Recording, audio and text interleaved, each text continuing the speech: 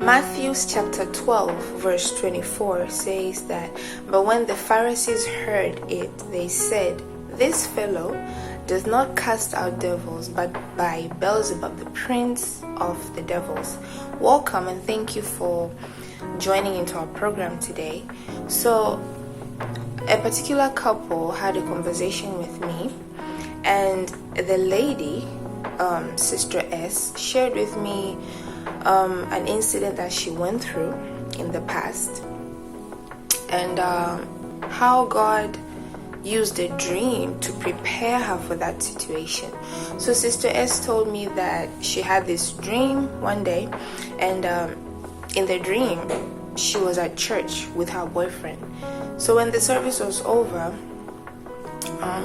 herself and her boyfriend, before they decided to leave the church building, they went and started greeting people, and once they were done, her boyfriend wanted to leave the church, so she had to see him off. So when they were in the process of seeing each other off, they hugged, and while they were doing that, there was a man that walked towards her boyfriend and stabbed him at his back. So when this happened, she said that her boyfriend fell down, he started bleeding, she started crying out, screaming for help, and then she woke up. So this dream really scared her, and of course I believe she did pray against it, and she told herself that she was going to continue to meditate on the dream, because at that time she didn't really understand what it really meant. So she wrote it down somewhere, and she said that she was going to meditate and pray about it. Few days after she had this dream, she went to church, and when she got there, she said that there was this particular sister that kept asking her about the guy that she was dating, the guy that Sister S was dating. This particular sister wanted to know who she was dating. So Sister S decided to tell this lady that, okay, this is the guy I'm dating. And of course the lady knew the guy Sister S was talking about. So after Sister S told this lady that, okay, this is the person I'm dating, the lady started saying all kinds of negative words about the guy, and she even told Sister S that, okay, you need to be careful because you don't want to be manipulated. Sister S, at that point, she was really, really surprised because she knew the guy she was talking about. So for someone that was familiar with this guy, for someone to say those words that, okay, you don't want to be manipulated, you have to be very careful, this and that, she was really, really confused at that time, because the relationship was still young, I can say. So this made Sister S very confused, but at that point the Holy Spirit reminded her of the dream she had in the past, the dream where she saw someone stabbing her boyfriend from his back, and he started bleeding.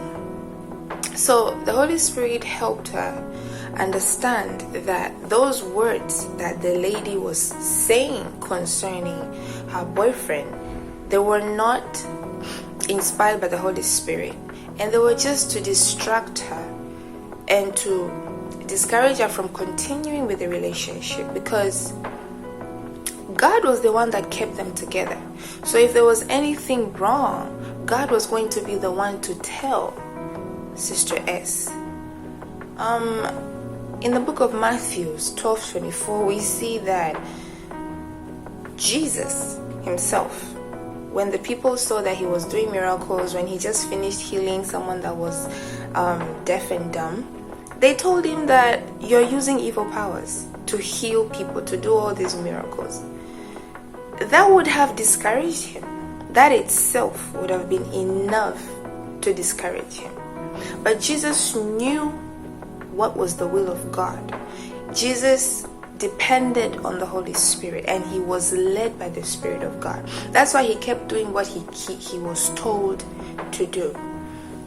You see, if Sister S was someone that didn't pay attention to dreams, or if she was someone that chose how God should speak to her, and if she was also someone that when she got these messages from God, if she was just disregarding the message that God was giving her, she would have been at a very bad situation. She would have found herself in a very bad position, and this would have affected her relationship, the relationship that God created for her.